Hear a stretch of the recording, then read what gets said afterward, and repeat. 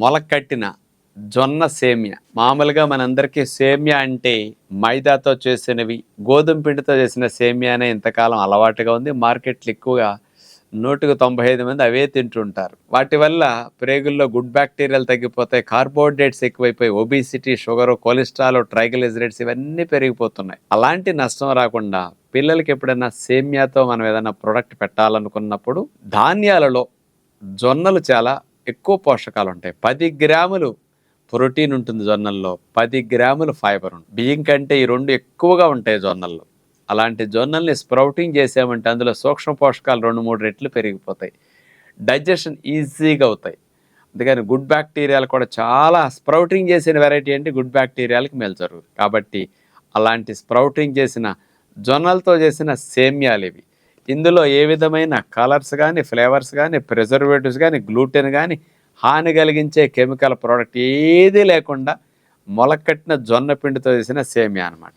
ఇలాంటి సేమ్యాని మీరు పాయసానికి కానీ, మరి ఇన్నాళ్ళు తెలుసో తెలియకో హాని కలిగించే మైదాతో వాడేసాం సేమ్యాలు ఎక్కువగా. ఇప్పుడు ఇట్లాంటి వాటి చూడండి ఎంత కలర్ఫుల్గా ఉన్నాయో. తెల్లగా సేమ్యా ఉంటుంది మార్కెట్లో, ఇది చూడండి. దీంతో సేమ్యా ఉప్మా కానీ, సేమ్యా పాయసం కానీ, సేమ్యా స్వీట్ కానీ అన్ని రకాలుగా మీరు చేసుకోవచ్చు. కానీ ఇక్కడ ఉప్మాలు చేసుకునేటప్పుడు మీ అందరికీ ఒక విజ్ఞప్తి, 50%, 60% వెజిటబుల్ మొక్కలు ఉండాలి.